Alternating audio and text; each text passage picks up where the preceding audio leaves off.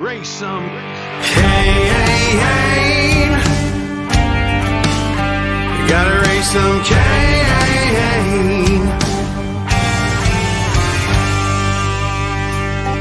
In the heartland where the faith runs strong, we've seen the shadows growing long. Watch those around us be deceived. Yeah, the fight is at our doors, no matter who we believe. Corruption, lawless day and night, we'll speak the truth into the light. We'll bring the battle, heed the call, watch the whole thing fall. We gotta raise some cane, show the lies, break some chains and make things right. Feel the power, be the change, time is now. We gotta raise some cane.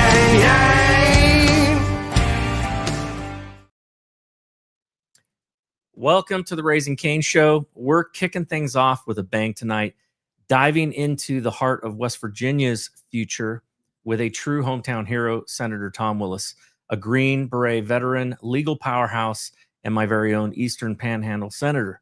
Trust me, you won't want to miss his incredible story and what he's fighting for in Charleston, or I should say was. But first, let's get those commercials out of the way. Grab a drink, stay tuned, and we'll be right back with Senator Willis. It says, I woke up this morning and looked out the door to a country I don't recognize. They put masks on our face to hide our pain, and there's no fire in most people's eyes. And it's still true today. It's still true today that they've tried to destroy the American spirit. And in some instances, they've done a dadgum good job. But in other instances, they have lit an inferno in some people. And we right now are gathering some of those people that are on freaking fire to save this country.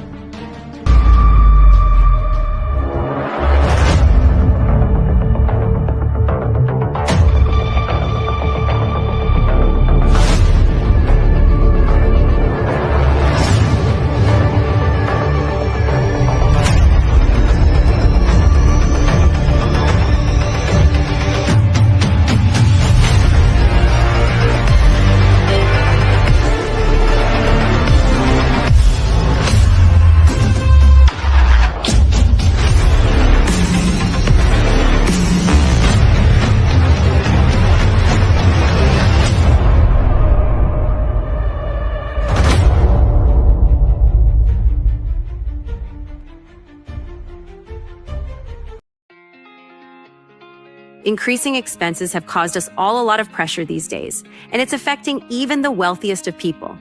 Most have lost their sense of security, stability, and even hope for a strong financial future. The game plan of everyone in your cell phone has likely been disrupted or even hardcore stopped, and most are looking for a creative solution to regain financial momentum. Oftentimes, life's best solutions are the simplest. But first, a question. What is something most people think they should own but don't? Crypto, fine art, real estate? Nope. We are talking about real money. The kind kings and queens fought for and large institutions today buy in mass.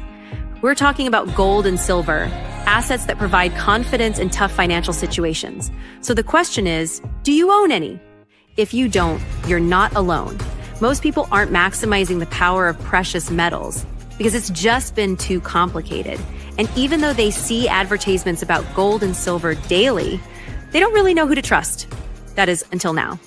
The bottom line is that buying gold and silver doesn't have to be complicated or scary.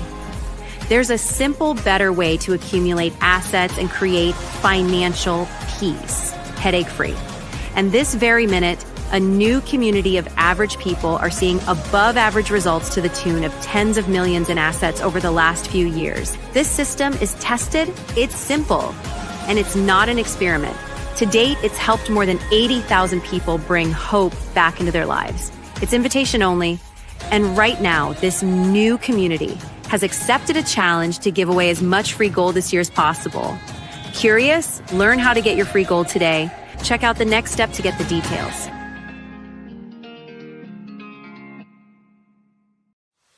Welcome to Shop with America, where the emphasis is on America.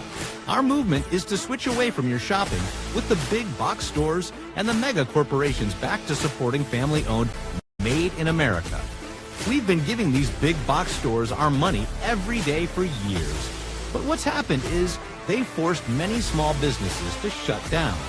We call this the illusion of choice. We see all these products in these stores, but in reality, it's only a few companies that control it all. There are thousands of lawsuits for health damage because they put profit over our people. But there is another choice. We found a better way. There's a family-owned American factory with product integrity and have always done things the right way for the right reasons. And this company outperforms the big box stores. That's due to their month-to-month shopping club.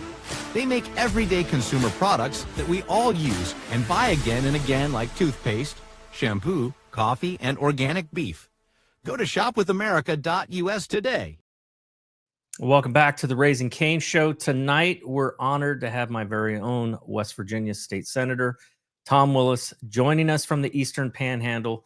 Senator Willis is a true patriot and servant leader, a Special Forces Green Beret veteran, a lieutenant colonel in the West Virginia National Guard, and a founding partner at Glenloch Legal in Martinsburg, where he practices litigation, real estate, and business planning law. A graduate of Georgetown University School of Law with honors and the University of Virginia, Tom's career spans international business law, venture capital, and clerking for a federal judge in the U.S. tax court. As a Green Beret, he's traveled to dozens of countries, taking on communist insurgents in South America and terrorists in the Middle East, all while speaking 4 languages: English, French, Spanish, and Russian. An Eagle Scout, published author, and frequent guest on networks like Fox Business, CNN, and I-24 News. Tom's leadership extends to his community work, including founding the Rick Harima Foundation to support military families and serving on Shepherd University's Board of Advisors for the Hunter Carlos Willis Aviation Program. Living in Hedgesville since 2015 with his wife, Sarah, and their 3 children, Tom's personal journey, marked by profound loss, including his first wife and oldest son to cancer, has shaped his deep connection with the people he serves. Whether he's enjoying the outdoors, reading history, or singing, Tom brings grit, vision, and heart to everything he does. Tonight, we're going to dive into his first legislative session, the bills he championed, and what's next for West Virginia's future. Let's get started. Tom, thank you for joining the show tonight. Hi, Nate. How you doing? Nice to see you. I'm doing great. So, you've got quite an introduction, and you've done a lot of things in your life, and now you're serving in the West Virginia State Legislature. So I've got to ask, what was it like your first time, being on in the Senate? Well, I'll tell you, it was a positive experience. Overall, it was very interesting, very intense, fulfilling in a lot of ways, frustrating in a lot of ways. I mean, there are a million stories I could tell you, but I'll just point out a couple of things. I mean, it's very rewarding to hear what your constituents are concerned about and then go down there and fight for those things. And you really have a sense of public service. And that's very rewarding. And I felt like, like you mentioned, I've been through a lot of things in life, and the good Lord has brought me on an interesting trail to get here. And so I felt like I was well prepared, intellectually, just with stamina, just with experience in business and different things we've been through in life to address a lot of different subjects. It was fascinating to me, though, to watch how the sausage is made down there. I mean, it really is still very much of a swamp. You've got lobbyists walking the hallways every day. They're doing their job. They serve a function. They're the voice of sometimes thousands of people in an organization, and I respect that. You'll have senators that you can trust. You have senators that you think you can trust. You find out later you can't trust. And then you have senators that you certainly cannot trust. And same on the House side. But it's, the good book talks about a good reputation is worth more than gold. And by the end of session, things are going so fast with the bills coming over from the House and our bills going back and amendments. And it's really interesting to see. Really, the first thing you do is you look and see whose name is on it. And if it's a person that you know to be a person of integrity, you skim it quickly to make sure there are no red flags. But if it's a person that you know has misrepresented a bill in the past to try to get it passed, and they lied about, which happened, I was just shocked. Shouldn't have been, but I was really surprised that people would lie to try to get their bills passed. Then you stop the train and you take a hard look at that bill, or you don't take it at all. So your reputation really counts down there. And I tried to protect mine, tried to, be 100% man of my word and operate in integrity. And hopefully I accomplished that. So, but it was good. It was intense, taxing. Glad to be home with the family. Oh yeah. So, for a lot of people who, don't really know a lot about their state legislature, and I'm assuming that is the case for people all around the country. Most people, I think, probably don't even know who their local legislature is. I hate to say it, but that is just a fact. And I have to be honest, until I decided to run for office, I really didn't know a whole lot about. I mean, I voted, and I generally voted for, I did my best to try to figure out who these people were, but I didn't really know a whole lot about what exactly they did until I ran, for Congress and was out there talking to people and meeting with different, members of the state legislature. And so I want to take an opportunity to just kind of let people know and understand a little bit about kind of how it works here in West Virginia. It's going to be different in other states, and we got a lot of people that watch the show from all over. But your legislative session, or I should say our legislative session here in West Virginia, goes from January 8th until April 12th, I think? So normally, well, it's always 60 days. Normally it would go from about January 8th until March 8th. But when there's a gubernatorial election like there was this year, okay, the governor gets sworn in late January. So every 4 years, we start February 8th and we go till, this year we started February 12th and we went to April 12th, but 60 days. Okay. All right. Now, sometimes they have special sessions and you guys could get called down, down to Charleston for that sort of thing too, right? So how does that work? Yep. So we meet full time for 2 months, and then in the off season, the other 10 months, we can do one of two things. One is a special session, and that's where the governor will call us in because there's something important or urgent, and we'll actually work on and pass legislation during a special session. So it's rumored that we may have a special session coming up on PEI, the public employees insurance. And there's another one possibly on tax reform that I've heard about. So we may have special sessions where we go down and we work for 3 to 5 days and work on one specific topic typically and try to get some legislation passed. The other thing we do is about once a month or once every 2 months, we'll have what are called interims. And these interim sessions are basically networking. We're working on bills that we'll try to run in the next legislative session. And we also have joint committees between the House and the Senate. And so sometimes joint committees are studying a particular area. It might be child welfare or reform or, pensions. So those joint committees with members of both the House and the Senate will meet during those interim sessions, and they'll, socialize information, socialize bills, and then they'll get legislation ready for the next legislative session. Okay. So oftentimes I'm assuming then a lot of bills are actually created during those off sessions and then, brought to, to be reviewed and voted on during the session. Is that typically how that works? Yeah, that's fair to say. So I didn't realize this when I ran, or even after I had won the race.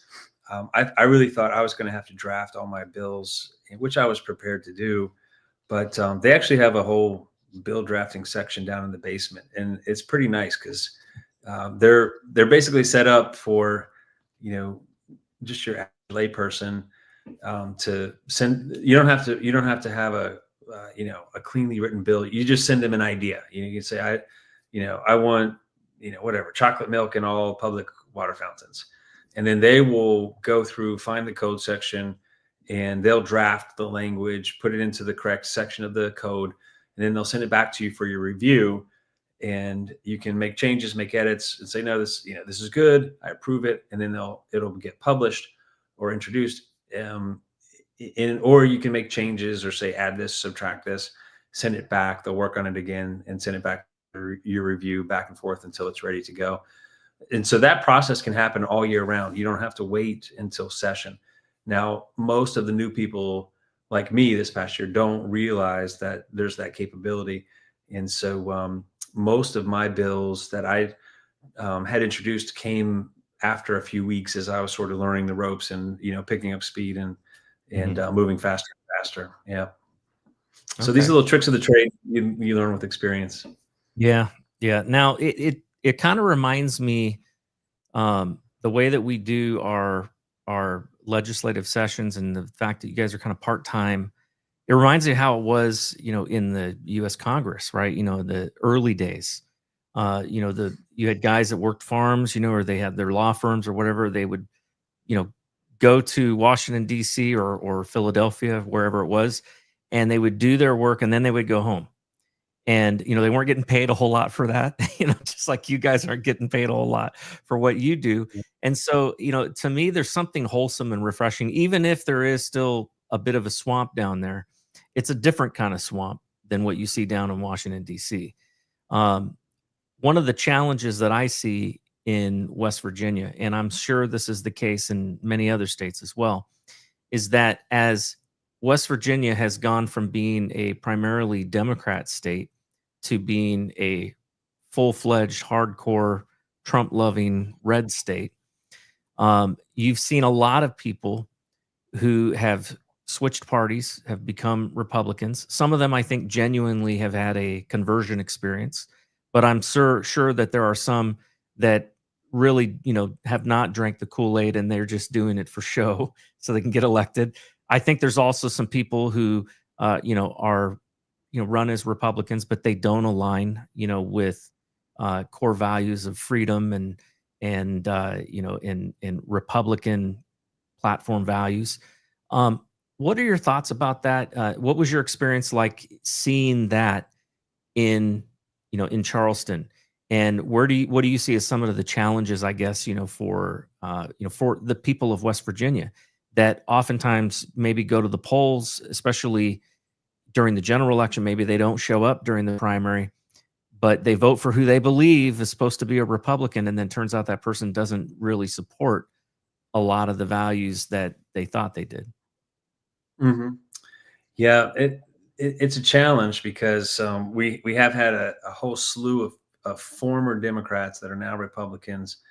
And I believe some of them have seen the light, especially with all the chicanery that's going on with the Democrats at the national level and just how far off the rails they've really gone. But I think that there are some that have an R next to their name, and they're definitely not what we would call true conservatives. There are a couple of good rating organizations out there that track votes. And one that I think is pretty solid is Barry Holstein. He's got a website. I think it's called Tops Picks or something like that. If you Google in West Virginia, Barry Holstein, Top, he was a first sergeant. They're called Top is sort of a colloquial term, respect and endearment for first sergeants in the Army. So it's like Tops Picks or something like .com or .net. But he's got a good ranking. I was honored to be top 10% green for conservative vote, conservative values. But you've got other Republicans that are coming in at 40%. I think I don't remember I didn't see the last ranking. I was hovering around 92% conservative vote.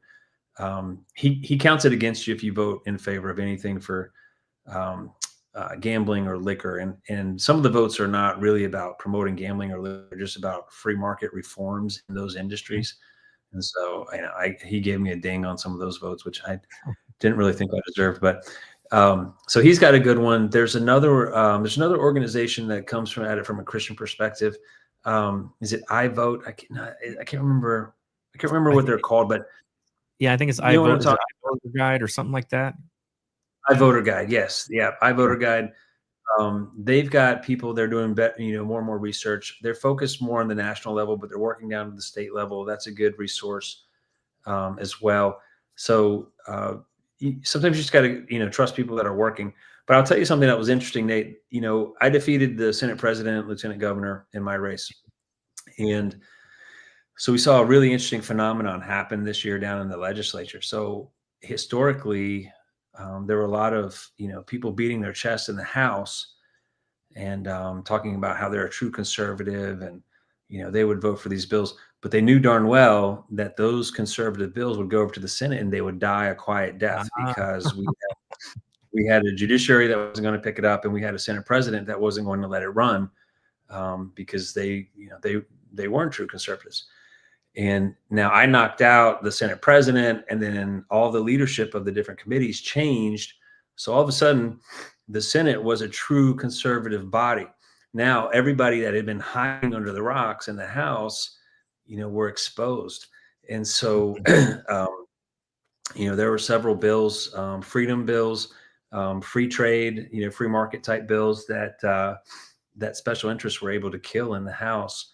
A lot of these people, were exposed as exactly what you said in the beginning, not true conservatives. They had an R next to their name, but they're operating more as a D, in fact. But we got them on record. We got the vote records, and we'll just say 2026 is going to be a very interesting election cycle for a lot of people now. Oh yeah, definitely. I want to bring up a bill. Now you sponsored, I think it was 26 bills that you were the lead sponsor on, and which is pretty amazing for your first term. You had two of them out of those 26 that actually got signed. One was authorizing digital court records, and I think the other one was establishing troops to teachers program. Talk about those two bills and what those mean. Yeah, I actually had a couple more bills that I sponsored that passed. But what happens a lot of times is you'll find someone in the House has a very similar bill, or someone in the Senate has a very similar bill, and so sometimes you'll take the best of your bill and merge it into their bill, or vice versa. Makes sense. And I didn't really care if my name was on it as the sponsor. It wasn't important to me who got credit for it. I just wanted the best legislation passed. So I would say I got probably around 5 or 6 bills passed total that that I had actually written. These two plus 3 or 4 more that other people got credit for, but I actually wrote the bill. And then I co-sponsored about another 10 bills that passed as well. So I felt like it was a pretty solid, first session. And the other thing too that was interesting is there are not many attorneys in the Senate, and there certainly aren't conservative attorneys in the Senate. And so, I don't think there's very many conservative attorneys, period. So that's one thing that's pretty amazing to know you. Yeah. You're kind of an anomaly. So it was interesting. Basically, the Senate president and even the governor or the governor's team, if they had a bill that was a little bit controversial and they wanted it to pass, then they would call me up and to champion it on the floor, because I seem to have a knack for the debates and the scuffles that happen on the floor, between senators, and so I kind of enjoyed that and kind of had a knack for it. So I ended up championing a lot of the governor's key bills, like the DEI bill and the no chemical castration for minors bill. There was a Board of Education bill that we got passed that I actually wrote. It wasn't my idea. It was a different delegate's idea. So he gets credit for the idea, but his bill was terrible. So I just completely redrafted it and made it a solid bill. Yeah. And so we put it under his name. So it was a House bill, but I fought it in front of the cameras and on the floor and, set the precedent. And so that one that one was a neat one. It actually put the Board of Education underneath the legislature by statute. And we think there's going to be a court case, but I found a bunch of I think they tried to pass that the last session, didn't they? Like, or something similar, but it failed. So that's pretty amazing that got passed. Well, they tried to run a constitutional amendment to clarify it in the Constitution, and the governor at the time, defeated all constitutional amendments. But I found the legislative history. I went back all the way to, the founding of West Virginia, and traced the legislative history. And then I laid it out during the floor debate so the Supreme Court could look at it when they go to review that case. I tried to basically do their legal research for them and lay it out. Nice. So anyhow, I think we've got a good shot of reining in the Board of Education and, getting education working for the people in West Virginia finally. Yeah, that's great. And it makes sense to me, having it under the legislature where you have direct representation makes sense. I don't like the idea of committees or boards or anything really happening outside of, our elected officials having a say in that, because they're really the ones that are representing us. And too often, like, especially like I look at, like, say, California, for example, they got all these different committees and boards and everybody's got their buddy on it making tons of money. I remember one time they had this committee that was about garbage and refuse or something like that. And it paid like $300,000 a year, and they only had to show up like once. It was just ridiculous. And obviously there was some sort of kickback scheme that was going on with that. So yeah. Well, it was funny. You were talking earlier about the service side of this, and it is interesting to see the history behind the service in the legislature. So historically, they would harvest their crops, in the fall, and then right after Christmas, they would go to the legislature, serve while it was still cold, serve during the winter, but then they would be back home ready to plant for the next season. So that's why the legislative session was just a short few months during the winter, so that the farmers could get back and plant their crops. But they pay us $20,000 a year, and so we would joke often, working past 9:30 p.m. started 6:30 that morning, going 9:30 p.m. at night, and we're debating some really obscure technical law, and and then somebody would say, well, that's a tough decision, and then somebody would say, well, that's why they pay us the big bucks, so so it really is a people down there, there's some people there for the wrong reasons, but there are a lot of folks that are really there for the right reason, which is to serve and to use their gifts to help their fellow man and to help West Virginia. So we got a lot of good things done. I got my troops to teacher bill done, so that'll help veterans get job teaching in the classroom as long as they have a college degree in the area of study, and an honorable discharge, and they pass the certification test. They can roll in and become a teacher. So we've got a teacher shortage that's going to help. We'll get veterans in classrooms. That's going to help everybody. What else? I had a couple bills that I really wanted to get passed. I couldn't get in. I couldn't get through this time. I had a small business tax credit. So instead of giving hundreds of millions of dollars to one company that was from out of state, that is an untested, like that Form Energy, I think we paid about. Yeah. Well, we paid $610,000 per job for that one. And it was an untested, no proof of concept. So this bill just gave a $2,000 tax credit to existing small businesses in West Virginia, up to if they made more than 2.5 million, they capped out. They don't need help at that point. But the state takes a lot of time and energy away from business owners to comply with regulations and laws, and so this was a way to compensate them for their time and acknowledge that when we take your time, we're taxing you. So this is a rebate on that time tax. And I got it through Judiciary in the Senate, Finance in the Senate. I got it out of the Senate, and then it didn't make it through the House in the budget chopping process. But what else did we get done? We got a pay raise for judges, which is much needed to recruit quality judges, and we want quality judges. We got the Parents' Bill of Rights passed. I know you'll be happy to hear that personally. Absolutely. That's really great. Yeah, I know that was important to you during your campaign and last year. We eliminated DEI in public Another schools, universities, and excellent the government.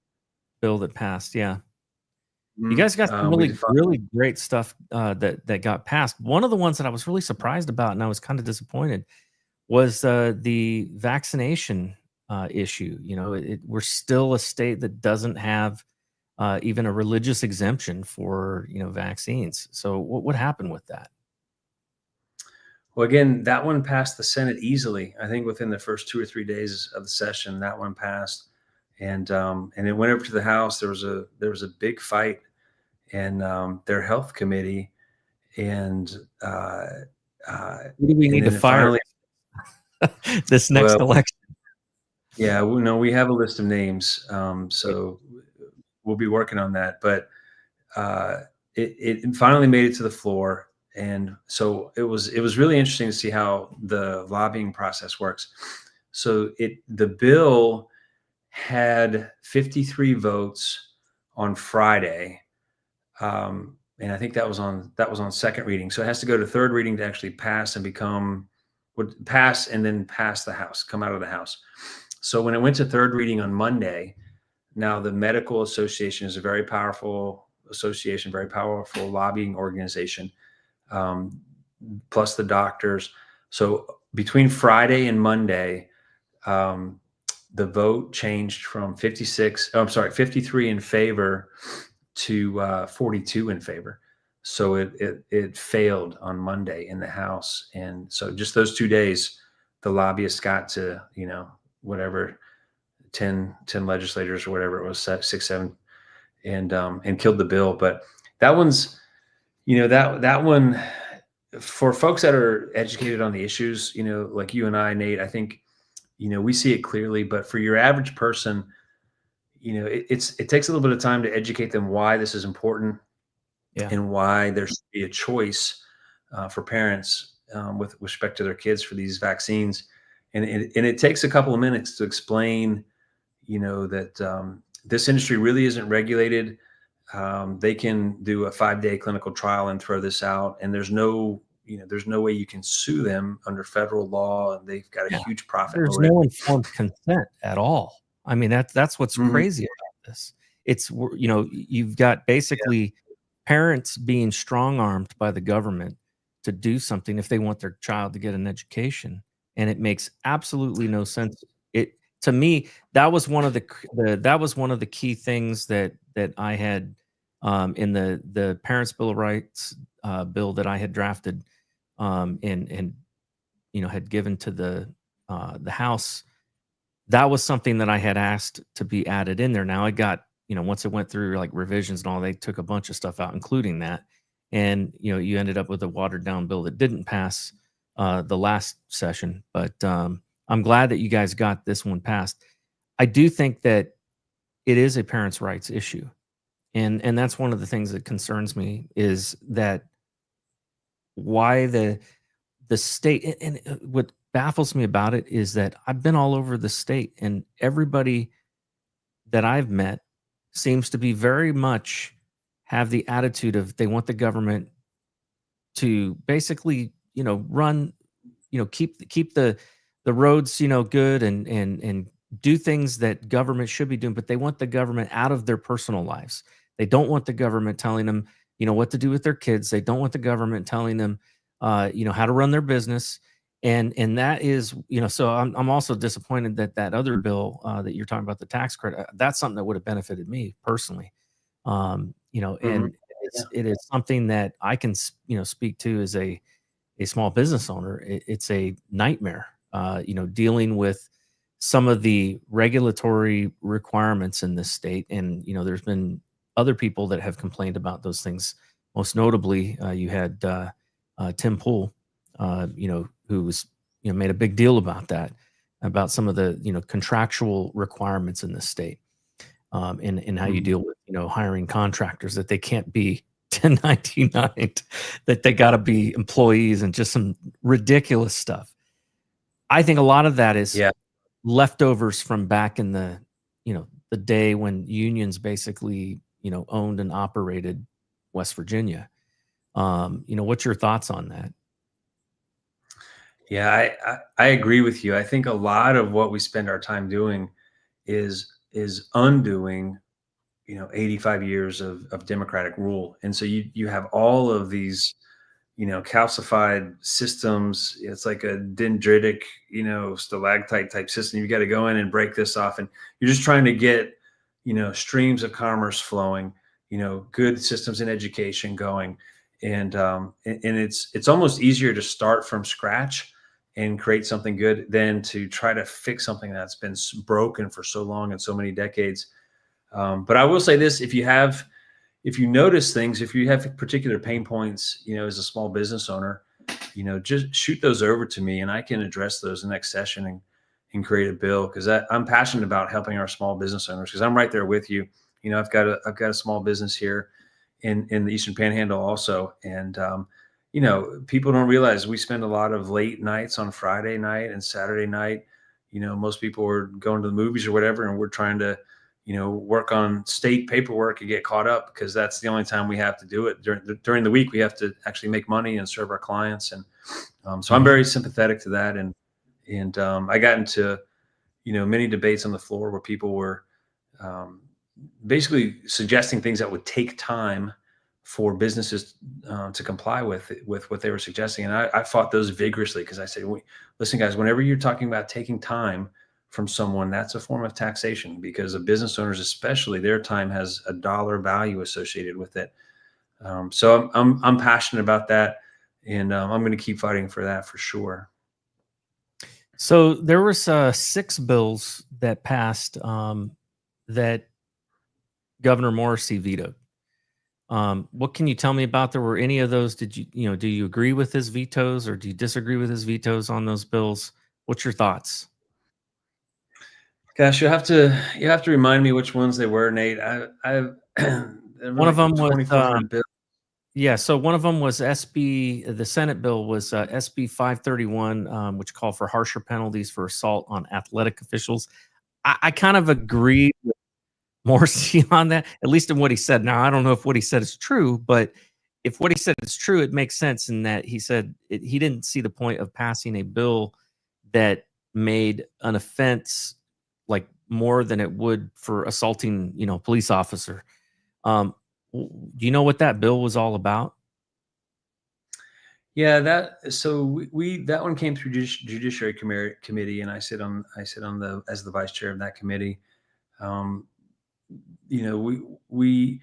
can't remember who was the sponsor of that bill, but the discussion went, there's been a lot of talk about having difficulty recruiting people to serve as umpires or officials, referees in these different sporting games, sporting events, for our kids, for high schools, et cetera.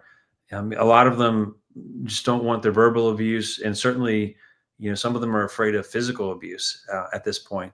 And so this bill was designed to just make it clear that if you physically assault a ref, there are going to be severe repercussions for that. Criminal penalties. Like this isn't, you can't just say, oh, I was just blowing off steam, or I got, involved in the heat of the moment with, being a big fan of this. No, you can't do that. Like that's a crime. And so that's what this bill was designed to do. I hadn't read the governor's notes on, why he vetoed it. It sounds like if the penalty was more commensurate with what the current penalty is for assaulting an officer, that he might have passed it. But because it was over that, he just couldn't justify it. So, that to me is kind of interesting. Now, I do kind of understand that, but it seems to me like it's unfortunate that there are a lot of other bills that I think would have been far more important to get passed that didn't. And then that one, passed and then got vetoed. So that's an interesting question for you. When you guys are working on a bill, is there any kind of communication with the governor's office to say, hey, this bill's coming? Is this something that, you're going to veto? Because we don't want to waste our time on it. I'm just curious, like, how does that work? So on every bill, no, there's just too many bills. But sometimes, yes. if it's a more important bill, or it depends too. If it depends just whether a person has a personal relationship with the governor. And I will tell you, the governor was very good about making himself available to us this session. I was over at the governor's mansion, many times, and we had a really important bill, the data center microgrid bill. That was a big Yes, economic very development excited that about we got that. passed. I spent 4 hours over dinner talking with the governor over that bill, the details, how is it going to affect coal? How is it going to affect, other users, electricity users of the grid? Are anybody's bills going to go up? No, they're not. Okay, good. Well, next question. So he made himself very available. He also has a very competent staff that is working the halls of the legislature, and they're very available also. So I've got zero complaints. I thought the governor and his team did a good job of syncing with the Senate, and whenever I needed to talk to him or his attorneys, I got through to them, and I got my questions answered quickly. So I'm glad that you brought that bill up, because I want to talk about that bill.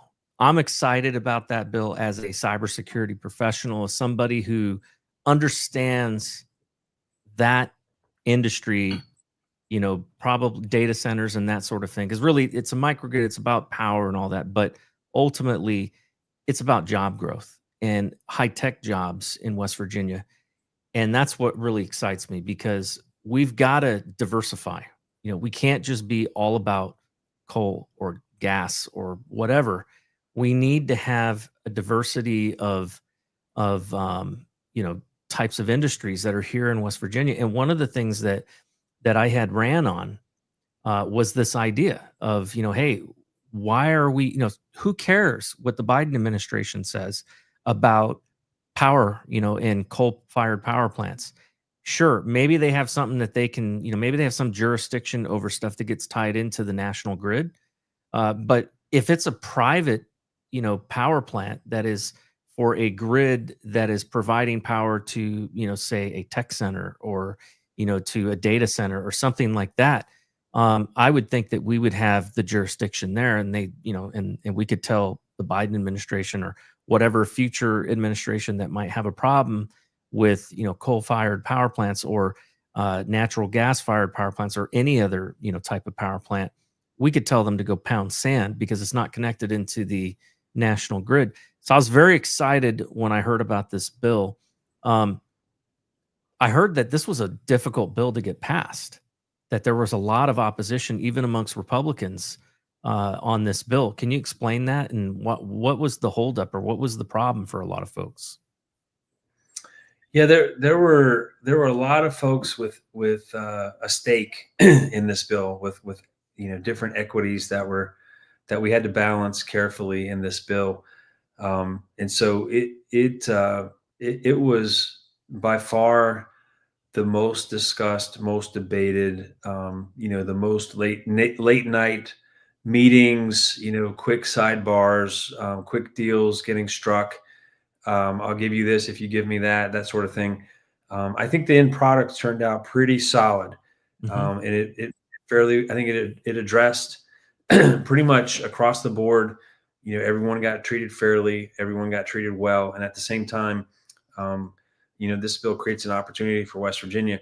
So I'll just repeat, the gist behind this bill for your audience here is, the governor and his team deserves credit, because they're the ones that came up with this policy. They said, rather than throwing spaghetti against the wall on these one-time economic development projects, why don't we create some sort of system that drives businesses into West Virginia? And what do we have to capitalize on? Well, we have abundant energy, and we have a small, responsive state government, and that's what businesses are looking for, and in particular, data center developers. Now, these data centers, if you're talking about building a data center, you're talking about $1 billion investment, right? This is not $100 million, $200 million investment. And some of these, we've got one going down in Mason County right now, and it's a $10 billion investment into our state. It's going to generate tax revenues annually of $2.5 billion. And just to give you context, our state budget, our discretionary state budget is $5 billion. So this is 50% of our state budget off of this one data center complex that's going into Mason County. So that's the potential to really change the game in West Virginia. So the way this bill works is the planning and coordination is done at the state level, and they'll pick sites in conjunction with the county economic development authority, but the state has the final say. And the reason is because these data center developers are looking for speed of action. Their turnaround time from investment, from start to turning the lights on and opening the door, needs to be 18 to 24 months. And so we have to be fast and responsive if we want to capture their business. And that's what this bill does.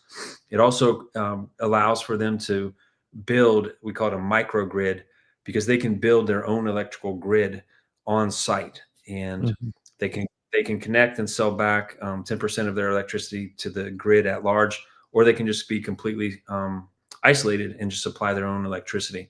Most of them would probably use a natural gas type power plant if they did do that.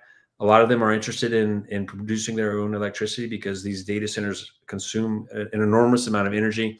And if they produce their own energy, it's a stable, reliable system. They don't have to rely on a third party where the power might go down for 24 hours or 48 hours or something, which they can't afford for their business. Well, and that's the other thing to me that's kind of critical about this bill is if you're producing your own power, you can produce it without having to worry about the market rate for power, in the United States. I mean, you've got the resources right there. You can work out a deal with the, coal industry to, and the beauty about coal is they can just dump it on the ground and literally it's not going to evaporate or anything. I mean, it is like there's so many things, or you can have a pipeline directly from the gas company that feeds right into it. I mean, there's so many things that can be done here. That to me, like, I know I was involved in a couple of projects that were investment projects where we were looking at building data centers, and I was on a board and was providing my insights into this. And I'll tell you right now, power is the biggest concern that everybody has. Number one, that they're going to have sufficient power. And number two, that they're not going to have to worry about major fluctuations in the cost of it. So if you can nail down those two things, West Virginia could become and as far as I know, we're the only state that has passed a bill like this. So it could become the premier place for all of these data centers. I'm thinking like Amazon Web Services, Microsoft Azure. I'm also thinking about all the AI that is being developed that requires a massive data center with a lot of power in order to run, those AI algorithms. All of that, I could see people wanting to invest and move their businesses here to West Virginia. And the great thing about that type of work is it's not like, it's going to provide a certain level of net jobs here, especially for like construction and things like that. And and power and maintenance and all of those things that go into maintaining a building like that, right? But the reality is you don't need a whole lot of high tech people, and that's a concern that a lot of people have about West Virginia is, do we have the labor force to to work in the high tech industry? Well, the fact is that nowadays remote work. I mean, I do remote work, and about half of my industry does remote work, and so you could have people anywhere in the country that can basically manage the servers and stuff like that. But it's all the other jobs, all the service related jobs, all of the maintenance related jobs, all of the power related jobs, the HVAC jobs, all of those that get created to support a data center like that, where you need a physical body there. Those are great jobs for West Virginians. Yeah, the economic development potential is incredible. And we talked to data center developers around the country, and they told us, if you guys pass this bill, you'll become the #1 most attractive state for data center development in the country. And that was a big deal for me to be number one for these data centers. And let me just give you a quick idea of the numbers. And part of this, what we haven't discussed yet, is that part of the revenue goes into a fund that's designed to eliminate the personal income tax. And that was a big selling point. So let me just give you some quick idea on the number. So let's say we've got a 110 megawatt data center, which is a little bit on the small side for these. I've heard, an average data center can be anywhere from 110 to 800 megawatts, but we'll just go on the small end. So on the small end, you've got a 110 megawatt data center that'll produce tax revenue of $150 million per year. Now, to give you a concept, like here in Berkeley County where we live, our budget for the county, I believe, is $56 million per year. So this data center would deliver $150 million in tax revenue per year. That's broken down. The first $66 million would go to the school levy. Then you'd have another, I think, $6 million or so for the excess levy. And then, so you've got, let's say, around 75 million that's still left. And that 75 million will go to the state. The way the bill works with the formula, 50% of that 75 million will go to reduce the personal income tax. So that'll go into a fund to eliminate the personal income tax. 30% of that will go back to the county and stay with the county.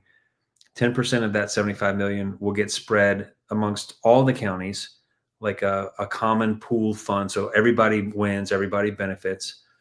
And then you've got some that goes to some of these ridiculous fees that they charge us in these, in these counties for, if you want to put up a deck or something like that. Yeah, Lord willing, hopefully. I think it was 5%. I think went to grid stabilization, and then 5% went to helping make sure we had clean water for everybody in West Virginia.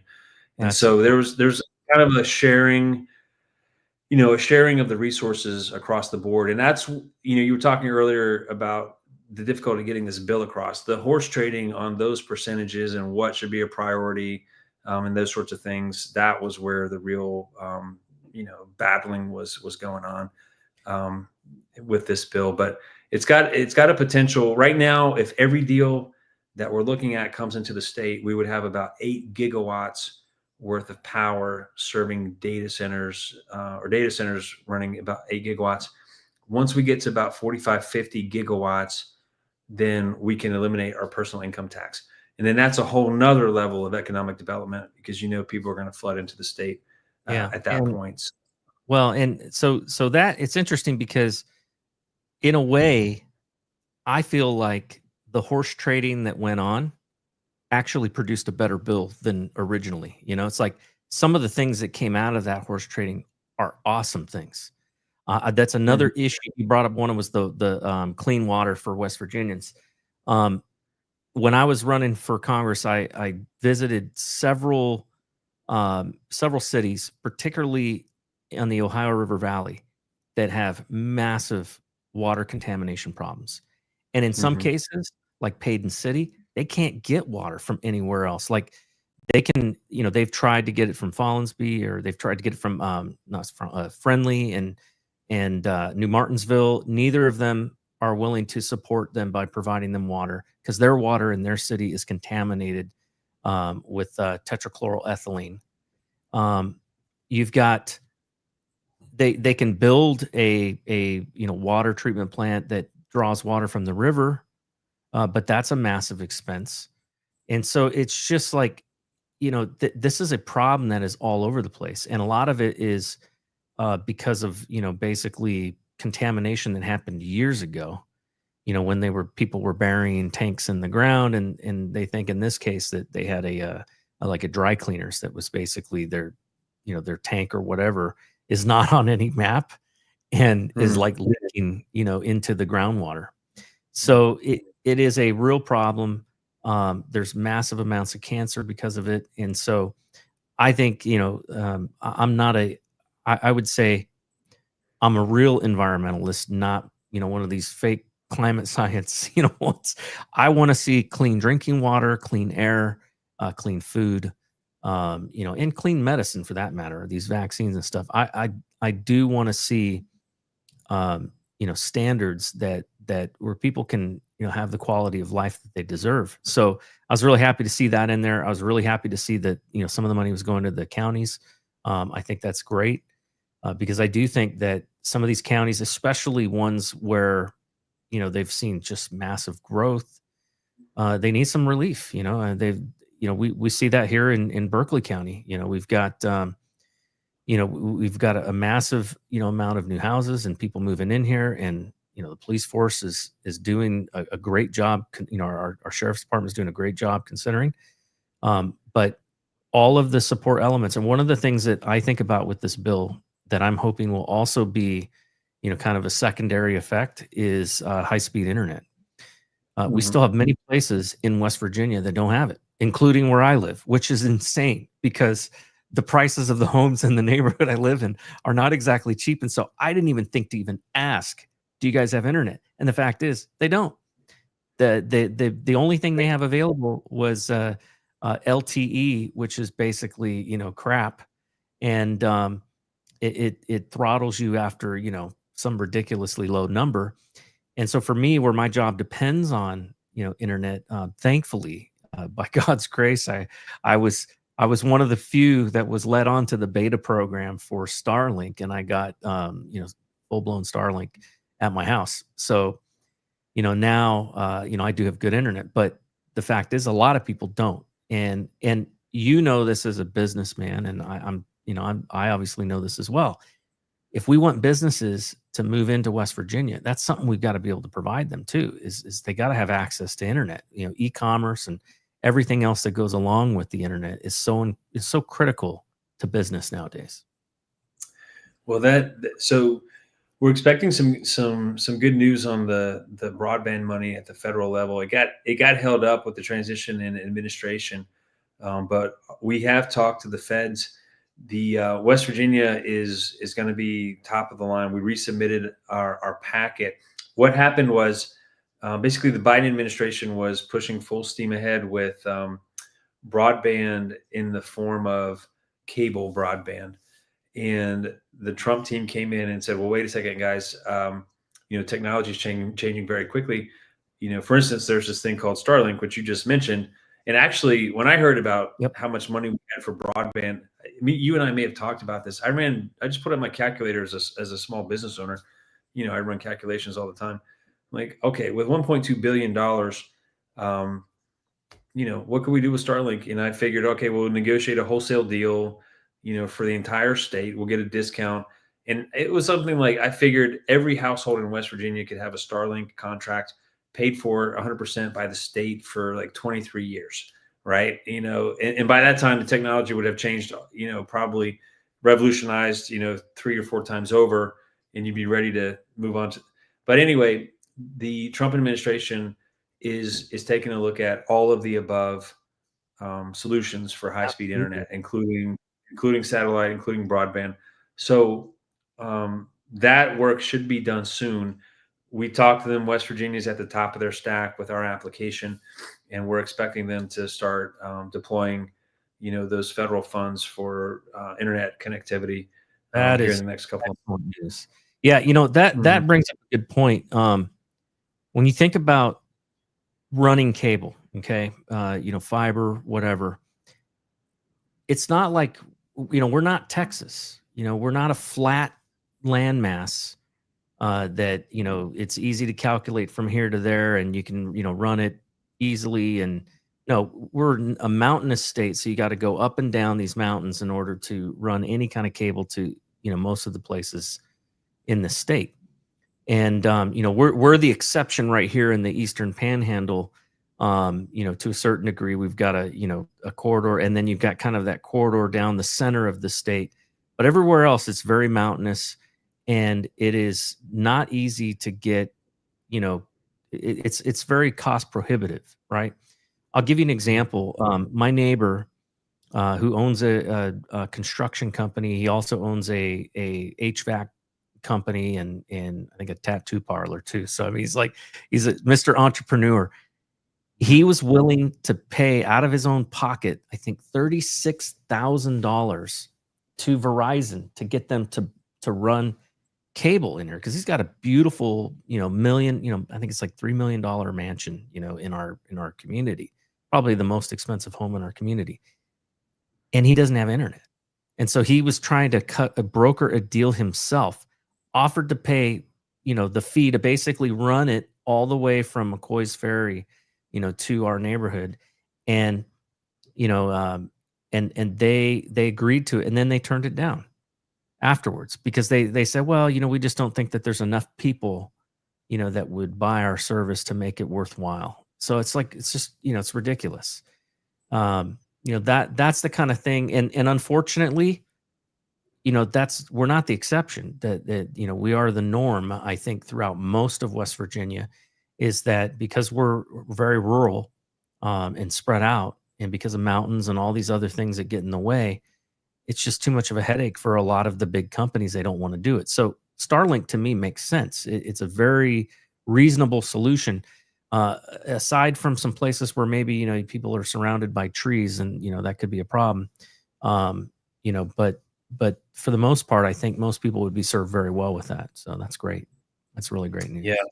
Well, that's a priority for me, is to get, every household in West Virginia hooked up to high-speed internet. It's just something we need for education. It's something we need for business. And, if we're going to keep up with, the 21st century and the modern world, and to give our kids and everybody in West Virginia the opportunities that they need to compete, it's something we need to get done.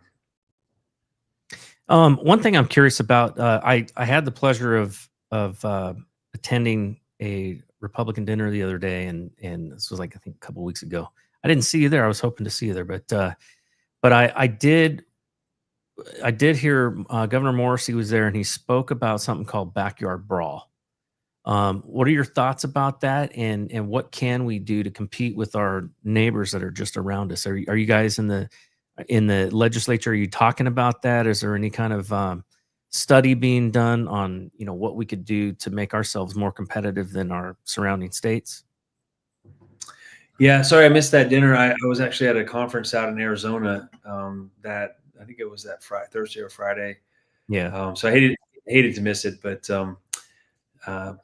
so we didn't necessarily talk in the legislature as much about the backyard brawl per se, but we did talk about state competitiveness relentlessly.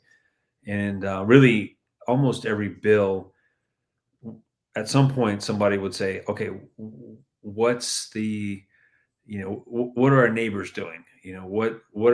How do we rank with our neighbors with this bill? And so that conversation happened with just about every bill. But we made a couple of good moves towards the free market, make ourselves more competitive and more aligned with what our neighboring states are doing. So there was a push to increase pharmacists' ability to get prescriptions at the pharmacy for for simple procedures where you could take a test and you get a positive test, you've got the flu, then they can write a prescription over the counter, which happens, many, you as a military veteran, I've been to places all around the world. You can just go to the pharmacy and tell them, what's wrong. 99% of the time, exactly what's wrong, Right. So they can give you antibiotics. They can give you, stuff for a skin rash. Right. So this is just catching us up with some of our neighboring states in making some common sense reforms. We increased the scope of practice for nurses, especially nurse anesthetists. We made it possible for physician's assistants to have their own businesses now, whereas before they had to work underneath a doctor. One of the big ones we did was a universal licensing bill. And this bill basically makes it easier for doctors, for dentists, for contractors, like the trades, to take their license in Pennsylvania, Maryland, Virginia, move here to West Virginia, and really reduce the amount of paperwork it would take for them. So basically, would recognize their license from the other state. They would still have to register with West Virginia, but then they could just get up and go and start their business. Is there any plan? So on a bill like that, so that sounds like a great bill, but unless there's some sort of like funding or something that allows for us to advertise in these other states, hey, if you're a this or that or whatever, we need you in West Virginia. like, is there going to be any kind of outreach to these states to, make that known to folks? Because I think that could be something to draw some of these people in there. I don't know about you, but man, trying to find a contractor to do anything around here is really tough. So It's brutal. Yeah, no, it's a big problem for us here in the Eastern Panhandle. So that's one of the reasons I highly supported this bill. So as far as promoting it, I think that's probably a question for the Economic Development Authority at the state. I'm not aware personally of any plans to promote it, but I will tell you this: when Arizona passed a very similar law a few years ago, they had 6,000 professionals move to their state to transfer their license and to be able to work in Arizona. So we do know that it works, and I don't know to what extent Arizona, published it, or if folks just figured it out. The free flow of information in the market. But anyhow, West Virginia is open for business now, so that's a good thing. that's awesome. Hey, I want to respond to a couple of comments in the chat. To Haptic Stranger, yes, this is live. And to I know Harry Legg, you're on, and he lives here in West Virginia. He's one of my regulars on here. So folks, if you got questions for Senator Willis, please, put them in the chat, and I'll do my best to answer or to ask those questions. I think there's a lot of great things that are happening here in the state, and even if you're not from the state, but you would like to maybe take a bill that we've passed here and run it by your state legislature and try to get them to adopt something similar. This is how we make America, great again, right? Is by working together and helping to encourage, all of our states to become competitive, all of our states to do things that are going to benefit, our country. So really grateful for everyone in the chat, and a lot of the regulars I see there, Troll, and several others. But thank you for joining, and for being on here with us. We've been on for about an hour, so I want to kind of start to wrap things up, and so I'll keep my eyes peeled in the chat. But I do want to ask a couple of other things. So right now, you've had your first session that you've gone through. What are you planning to introduce the next time around? And are you gonna, I'm sure you'll be more prepared now that you've gone through a session. What is going to be your top initiatives for the next session? Well, I'm definitely going to battle for my small business tax credit again for West Virginia small business owners. One bill I introduced this session that we shelved to study the repercussions a little bit more was an anti-ESG bill. Basically, ESG stands for environmental social governance. It's a tool that the left uses to bully corporations into leaning left or going woke, or taking into account diversity, equity, inclusion factors, CRT factors, that sort of thing.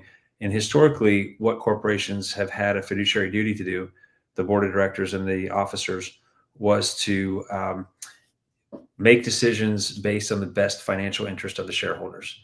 And that went to the wayside with this ESG stuff. So this bill would basically counteract that ESG trend and get companies back focused on making interest in the best interest of the shareholders. You're in business, focus on making money and stay out of the politics. That really it's that simple.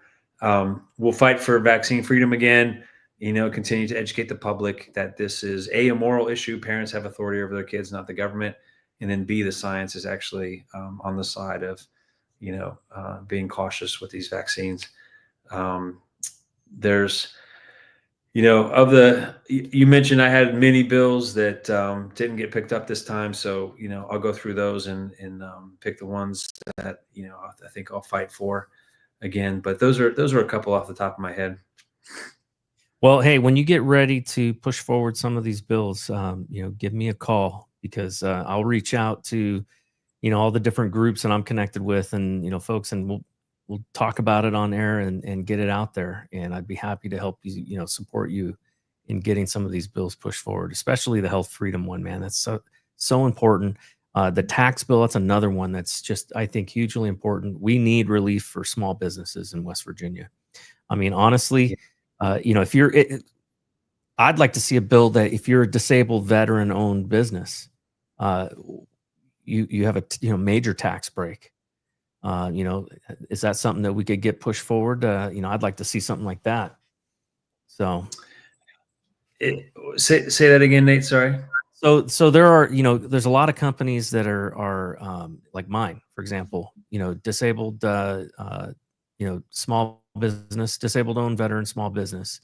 I've got that designation. I've gone through the whole thing that's already recognized by the federal government. It'd be nice to see something like that at the state level, especially, one of the things that I found really difficult is even trying to break into some of the contracts that are here in, West Virginia, in our states and our counties and things like that. It'd be nice to, to have an advantage after serving my country. I think that's something that would be great, to benefit. I don't think anybody would have a problem with that. If you served your country and you've got a service connected disability as a result of that, and you start a small business, I don't see any problem with, giving a helping hand to, to some of those that are, trying to start, something in the area of entrepreneurship. Yeah, I 100% agree, Nate. I'm always going to fight for veterans. I am one myself. So I'm obviously biased and happily admit it. All right. But, it's a good bias. Veterans, yeah, veterans and especially the families, the spouses and families make a huge sacrifice. So I don't think there's anything wrong with, giving them some favored status. I think we did pass a bill that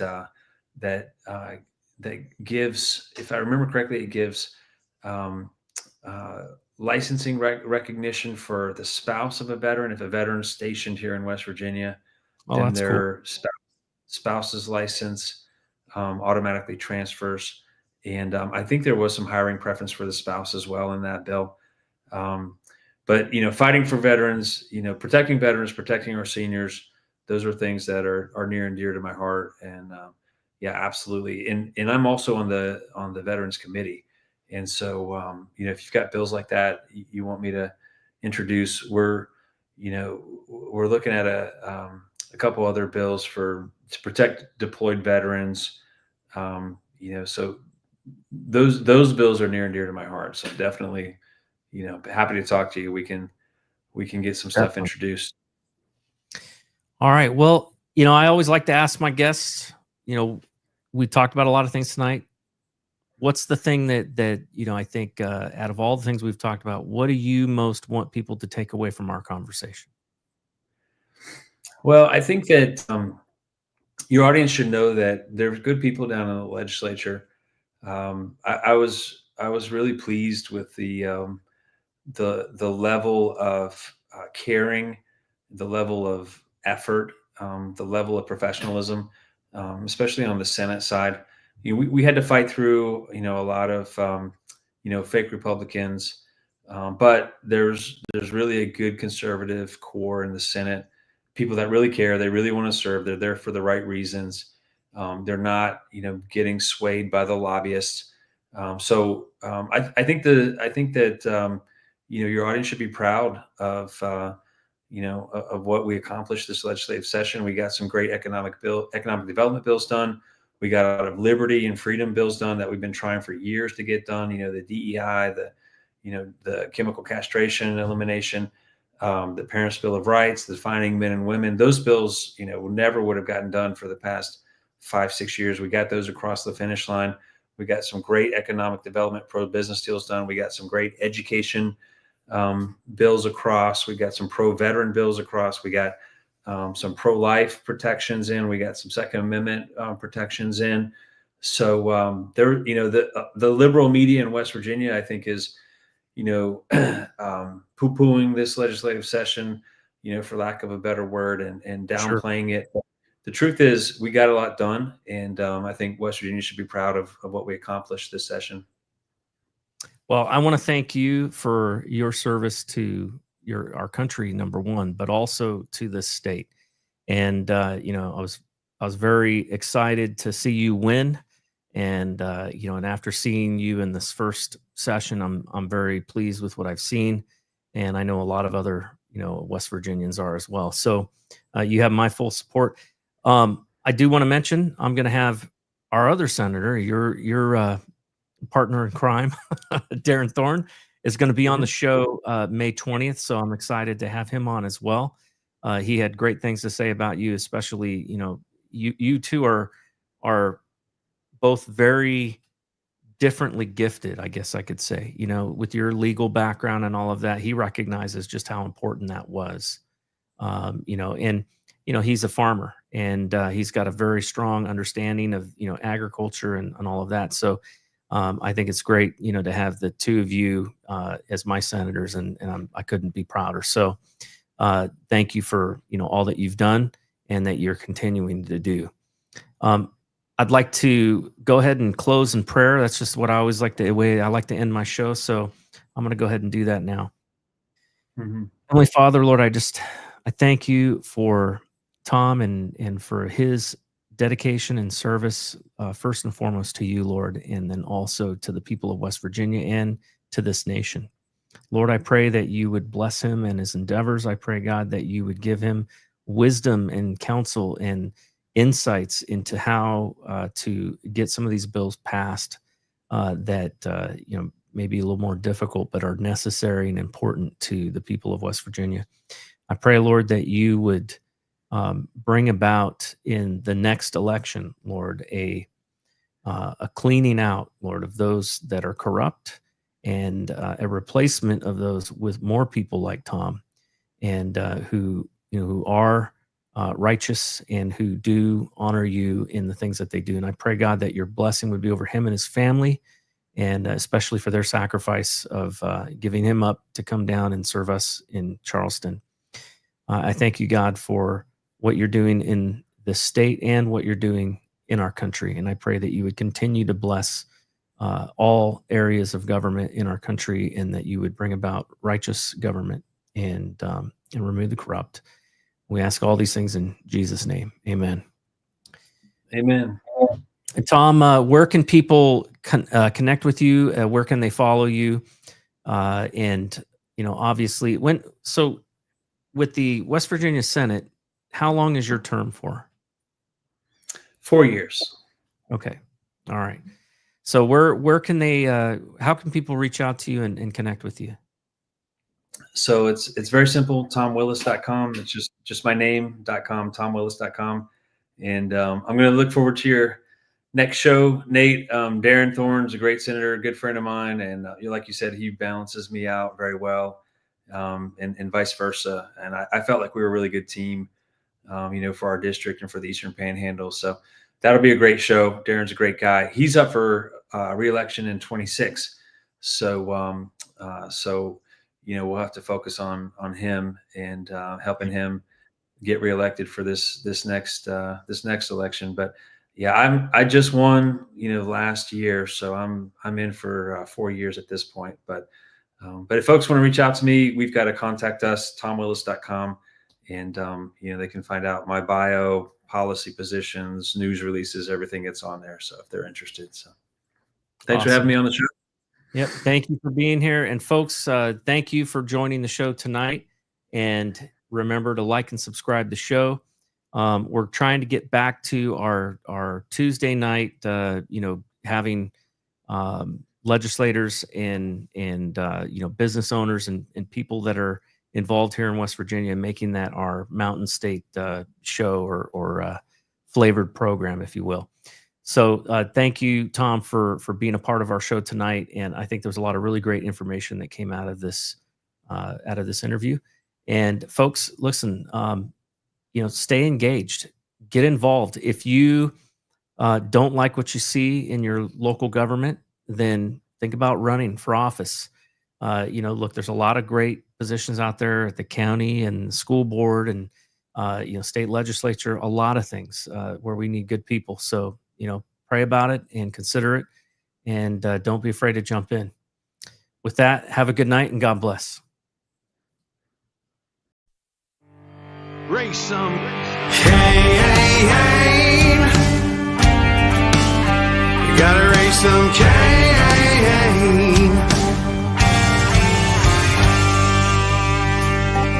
In the heartland where the faith runs strong, we've seen the shadows growing long. Watch those around us be deceived. Yeah, the fight is at our doors, no matter who we believe. Corruption, lawless day and night, we'll speak the truth into the light. We'll bring the battle, heed the call, watch the whole thing fall. We gotta raise some Cain, show the lies, break some chains and make things right. Feel the power, be the change, time is now. We gotta raise some Cain.